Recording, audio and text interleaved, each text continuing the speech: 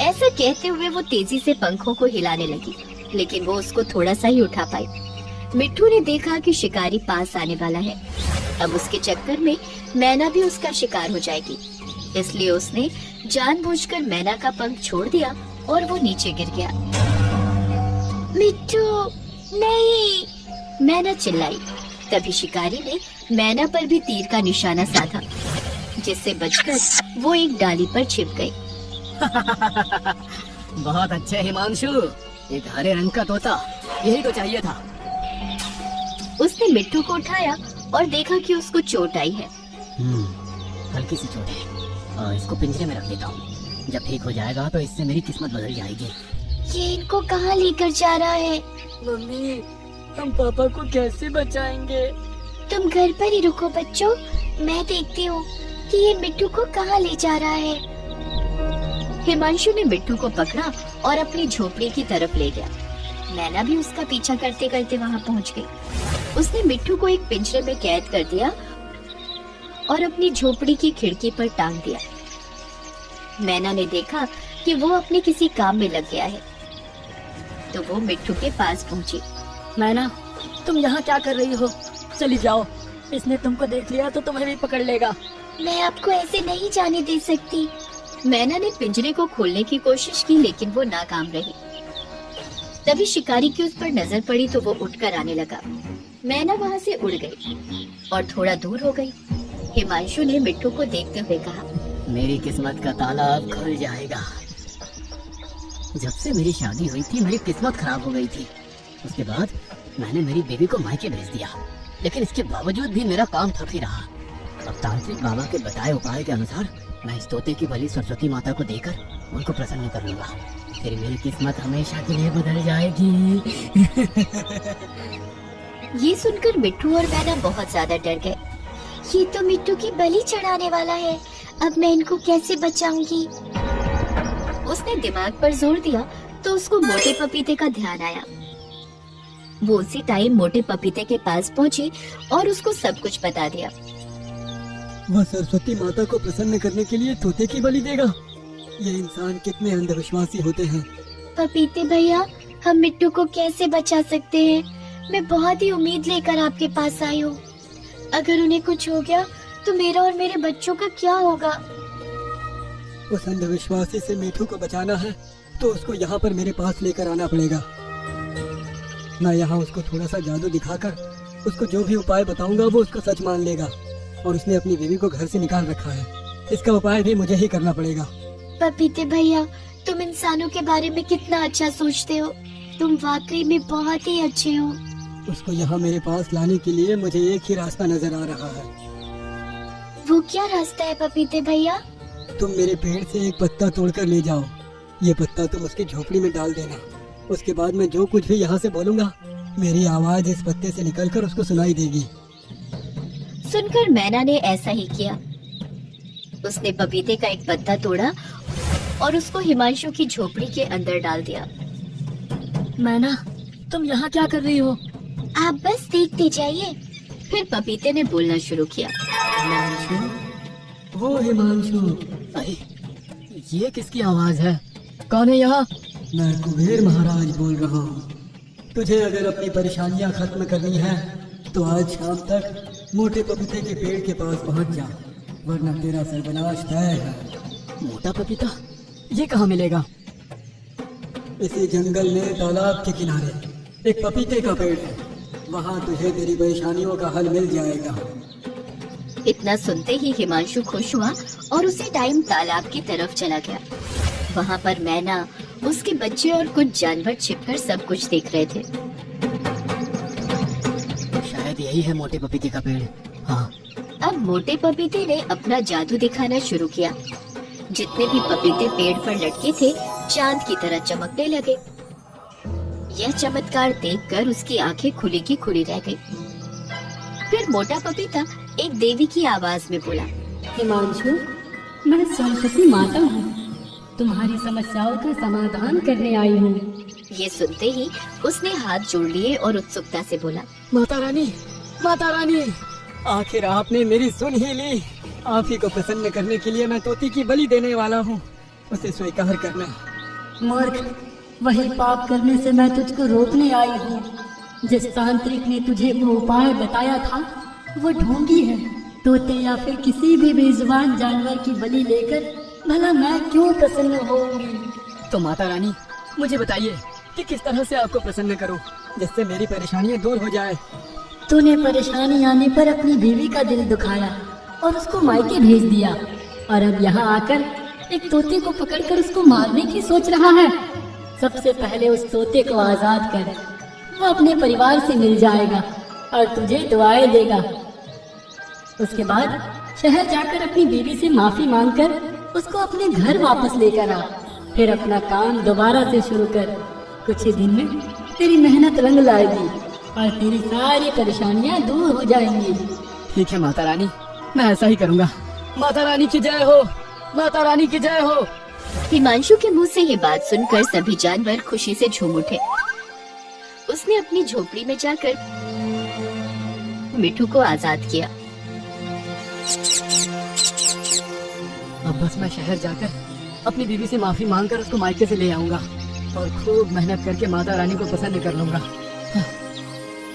कहकर वो वहाँ से चला गया। मिठू खुशी खुशी मोटे पपीते के पास पहुँचा, जहाँ सारे जानवर मैना और उसके बच्चे उसका इंतजार कर रहे थे। सभी मिठू को वापस देखकर खुश हो गए। पपीते भैया, आपका बहुत बहुत शुक्रिया।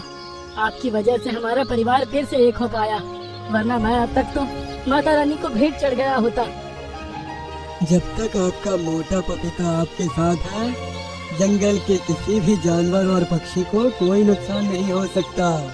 ये सुनकर सभी खुशी से झूम उठे। मिठू, मैना और उसके बच्चे एक दूसरे से लिपट गए और इस तरह फिर से मोटे पपीते ने जंगल के पक्षियों की मदद की। प्यारी दोस्त, तुमने आज हमारी जान बचाई है। कभी तुम पर मुसीबत आई तो हम भी तुम्हारी जान बचाने की पूरी कोशिश करेंगे। तुम लोग इतनी छोटी सी हो, मेरी जान कैसे बचाओगी भला? एक दिन तीनों चिड़िया खाना तलाश करने के लिए जंगल में घूम रही थी। तभी उसे जमीन पर एक मिठाई पड़ी हुई नजर आई। अरे वाह, ये तो एक मिठाई लगती है जिसको इंसान खाते हैं। आज तो मजा ही आ जाएगा। वो नीचे उतर कर गई और फिर उस मिठाई को अपनी चोंच में दबाकर जंगल की तरफ उड़ गई। उसने वो मिठाई अपने घोंसले में ले जाकर रख दी। उसी पेड़ पर अलग अलग डालियों पर और भी पक्षियों के घोंसले थे। एक घोंसले से मैना बोली, अरे टीनू, तुमको ये मिठाई कहाँ से मिल गई? ये मुझे जंगल की सरहद के पास मिली। शायद किसी इंसान से गिर गई होगी। मैं भी जाकर देखती हूँ, हो सकता है मुझे भी मिल जाए। कहकर वो फिजा में उड़ गई।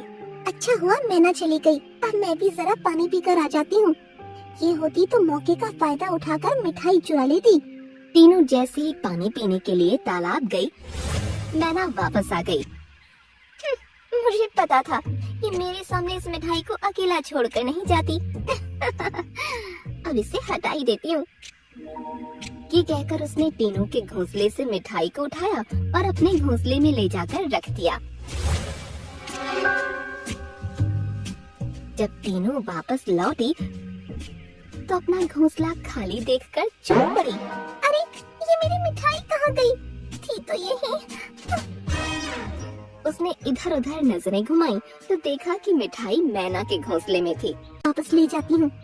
वो घोंसले के अंदर जाने ही वाली थी कि तभी मैना आ गई और मिठाई के आगे खड़ी हो गई। ये मेरी मिठाई है, तुमने इसे क्यों चुराया? मैं तुम्हारे सामने दूसरी मिठाई ढूंढने गई थी, ये मुझको वहीं मिली। तुम कैसे कह सकती हो कि ये तुम्हारी है? ये मेरी ही है, वहाँ दूसरी कोई मिठाई नहीं थी। तुमने मुझे चुराते हुए देखा नहीं, और दूसरी बात, ये मेरे घोंसले में रखी है तो इस पर मेरा हक है। अब तीनों ने आगे कोई बहस नहीं की, क्योंकि बिना सबूत के वो उस पर इल्जाम भी नहीं लगा सकती थी। मैना ने थोड़ी सी मिठाई खाई और फिर डाल पर ही खेलने लगी, लेकिन तभी एक चमत्कार हुआ। वो मिठाई हिलने लगी और खिसकने लगी। धीरे धीरे वो घोंसले से निकलकर तीनों के घोंसले में आ गई। जब मैना का ध्यान अपने खाली घोंसले पर गया तो वो चौंक पड़ी।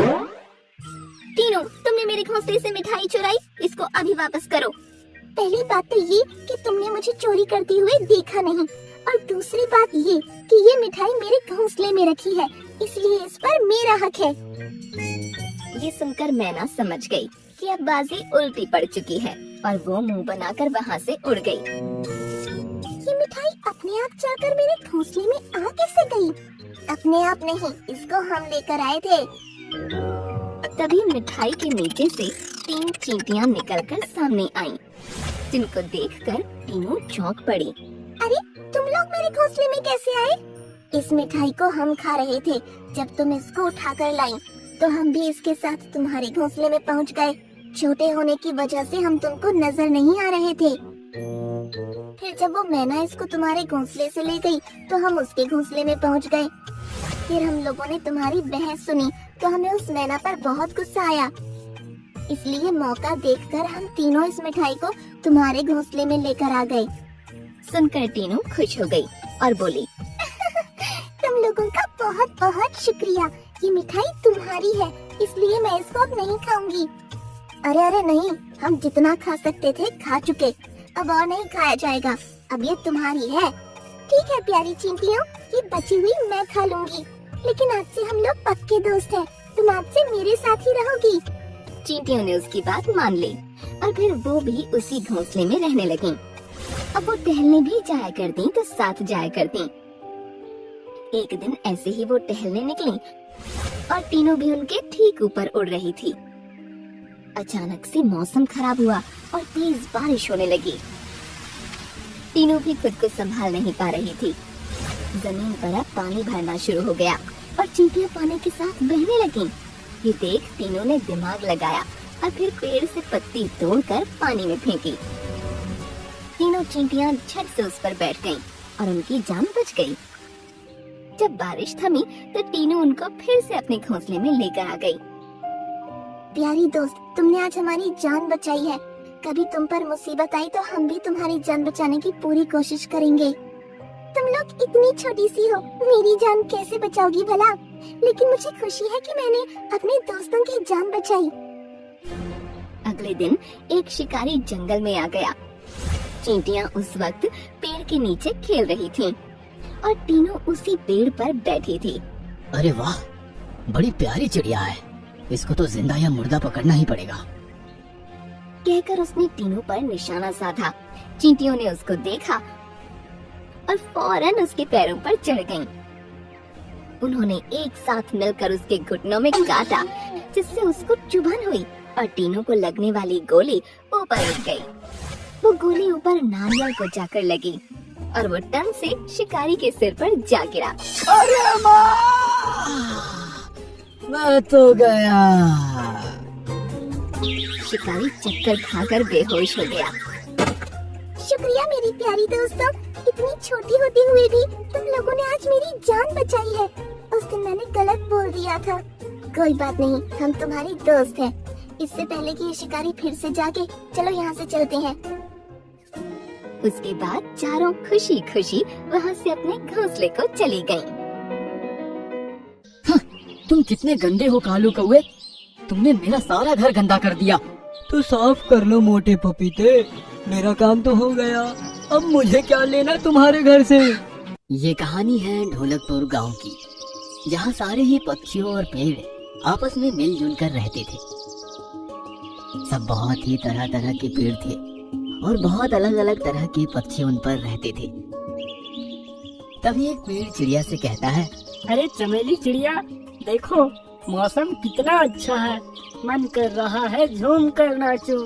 तो नाच लो, पर तुम तो नाच भी नहीं सकती, तुम्हारे पैर ही जमीन के अंदर है। टीटो पेड़ तेज से सर हिलाता है और चमेली को नीचे गिरा देता है। लो, मैं तो नाच लिया, तुम गिर गई ना। तो पागल है, गंदा पेड़ कहीं का। वहाँ सब ऐसे ही हंसी ठिठोली करते थे। वहीं एक पपीते का भी इलाका था, जहाँ सारे पपीते और चिड़िया रहते थे। सब बहुत खुशी खुशी रहते थे। वहाँ एक मोटे पपीते का भी घर था, जो सभी पक्षियों की मदद करता था। किसी भी पक्षी को कभी भी रहने की जरूरत पड़ती थी तो वो मोटे पपीते के घर को इस्तेमाल कर लेता था। मोटा पपीता बहुत ही अच्छा था और सब जरूरतमंद पक्षियों की मदद करता था। फिर एक दिन कौवा उससे कहता है, अरे मोटे पपीते, मेरे घर पर कुछ मेहमान आ रहे हैं, तो मैं उन्हें यहाँ लेकर आ जाऊँ? बस थोड़े दिन की बात है, प्लीज तुम अपना घर मुझे किराए पर दे दो। हाँ चलो ले लो, पर मेरे घर के अंदर कोई गंदगी मत करना। पपीता उसे अपना घर थोड़े दिन के लिए दे देता है। फिर कालू कौवे के मेहमान आकर चले जाते हैं और उसके मेहमान घर के अंदर इतनी गंदगी मचा कर जाते हैं कि मोटे पपीते को बहुत गुस्सा आ जाता है। तुम कितने गंदे हो कालू कौवे, तुमने मेरा सारा घर गंदा कर दिया। तो साफ कर लो मोटे पपीते, मेरा काम तो हो गया, अब मुझे क्या लेना तुम्हारे घर से। मोटा पपीता ये बात सुनकर रूठ जाता है। फिर कुछ समय बाद बारिश का समय आ जाता है। सब लोगों ने अपना अपना घर बना लिया था। बस कालू कौवा और चमेली चिड़िया ही बिना घर के थे। चमेली बेचारी मेहनत कर रही थी, पर उसे घर बनाने के लिए कुछ चीजें नहीं मिल रही थी। पर चमेली चिड़िया बहुत अच्छी थी। पपीते भैया, मैं तुम्हारे घर में रह लूं? अब बहुत बारिश का मौसम है और मेरे बच्चे भी भीग रहे हैं। हाँ चमेली बहन रह लो, पर तुम गंदा मत करना। पहले कालू कौवा रह कर गया था और उसने मेरा घर बहुत गंदा कर दिया था। फिर कुछ समय बाद कौवा बारिश में बहुत भीग जाता है और उसे ठंड भी लगती है। फिर वो मोटे पपीते के पास ही आता है। पपीते भाई, मुझे भी अपने घर के अंदर घुसा लो, मैं ठंड से मर रहा हूँ। नहीं कालू कौवे, मेरे घर के अंदर जगह नहीं है तुम जैसे गंदे लोगों के लिए, और यहाँ वैसे भी चमेली और उसके बच्चे रह रहे हैं, तो तुम्हें अंदर जगह नहीं मिलेगी।